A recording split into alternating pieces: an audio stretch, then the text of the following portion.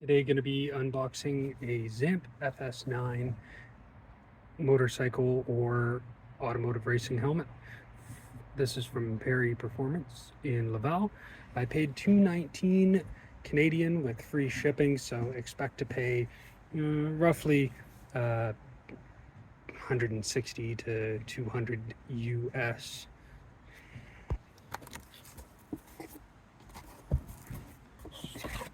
I did also get some brake fluid along with this, but let's check out the helmet. I'm not familiar with Zamp. They're sort of a mid-level to lower end of reputable, let's say, helmet company.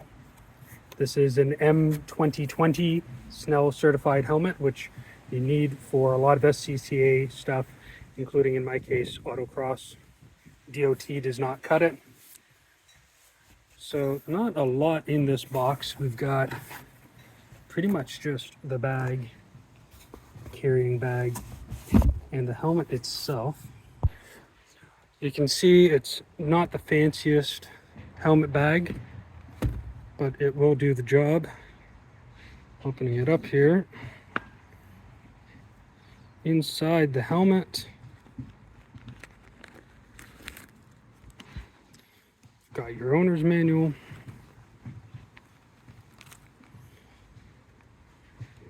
And includes some recommendations. Don't take your helmet apart to paint it, all this kind of stuff, how to care for it. And that's actually it. That's all you get in the bag is literally just this tiny little owner's manual. But of course what you need is the helmet. Now this one is similar to a HGC, which I had previously, but aged out. It's got ventilation up top, which I believe, yeah, you can open up there so you don't entirely cook. Very important for autocross in a car that has a roof on it, because you will bake even up here in Canada. And also in the front, same deal, you got openable ventilation. And you can go ahead and open this up. All this padding is removable, which is nice in terms of washing, and I believe they also do sell different size padding to help the fitment a bit. Taking off the owner's manual from the tag here. First impression with the buckle, honestly, a little cheap. I kind of knew that's what I was in for. This is a lower end helmet, but livable. The parts that will actually touch you are nice and soft. But yeah, that's some real nasty vinyl. But you know, if you want to spend for a shoey or something, you can do that. I'm sure the fit and finish would be much better. This is more really entry level. Maybe if you want to be safe for as cheaply as possible on your motorcycle, or again, what I'm doing is basically compliance for autocross and other amateur motorsport stuff. So the thing they're going to be checking for is down in here. Snell. That is the key. Snell certification. And they do actually check this, at least at a lot of these. So they're going to be seeing what is the date on that, and is it Snell certified. And then around on the back it says DOT, which almost everything's DOT certified, but the big one is M2020 Snell certified.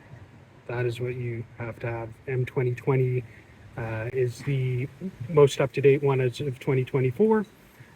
Certification, they update it every 5 years.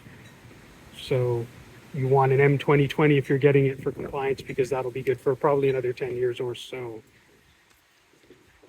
Everything's wrapped here. This is just a spoiler. There's no ventilation. Oh, pardon me. There's a little, I don't know that that's doing much for you, but there's a little ventilation there. And then you have this, which it does lock, but again, not quite as snug as some of the higher end stuff. You have this little to lock it in or unlock.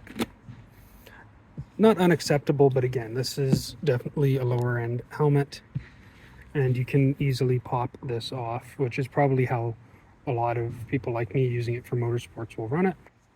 To get that off, what you're going to do is push this. You can feel it just kind of locks, and then once you push it all the way here, you can unlock this piece. We'll try and pop it back in here. You have to have it on the open setting to do that. Line it up and press it in. And what you actually do is turn. Now you're back in. And you can see there's that kind of gap there. Yes, this is a cheap and simple helmet in terms of sort of the niceties.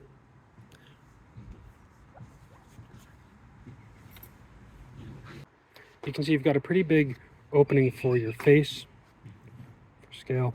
That's part of why I chose it, is the bigger the opening, the better you're going to be sitting, waiting on grid. And I will probably actually take this out. This is removable. It's meant to keep you from fogging up the visor. I don't run the visor anyway. This just kind of heats up your nose and makes you harder to understand for your co-pilot in auto racing, I find. And these do go through for ventilation as well. Like I said, you can see you can open those up and just rip this all out for cleaning purposes. First impression, this absolutely fits looser than the XL, which is what I previously had of the HGC, which is good actually for me because it was a little tight. But definitely if you have an HGC, look for it to fit at least a half size larger. This XL Zamp fits looser on me than an HGC by, I guess, half the size. Enough to make an XL go from a little uncomfortable to, yeah, quite happy with that. You got the straps down here. Again, yeah, the more I handle it, cheaper than the HGC, definitely cheaper than some of the nice Bell, Chewy, any of those, you know, stuff where you can pay $500 or $1,000 type brands. Despite definitely being cheaper, I will say that nothing is touching me in an uncomfortable way. This feels,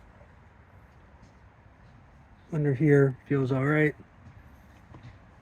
It doesn't feel like anything's going to break. It's just, it's not a luxury piece by any stretch, but everything's reachable. This is a little, yeah, it's not too bad, but it's a little less something that you're going to reach up and grab and do in the heat of the moment. I don't know. This is very kind of stiff. I think if I was riding a motorcycle, I probably wouldn't be messing with that at highway speeds, but you're probably not going to play with that too much anyway.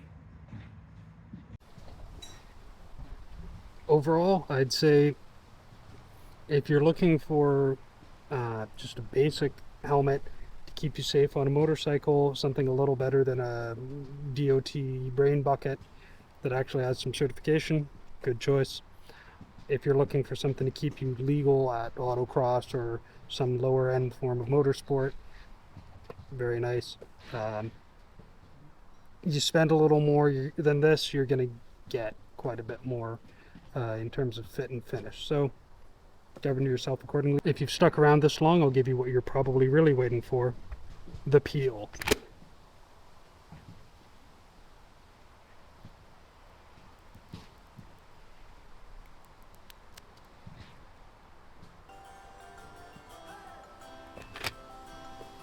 That's why they have the fog thing.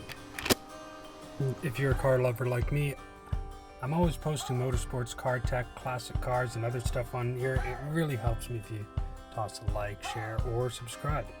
Thanks.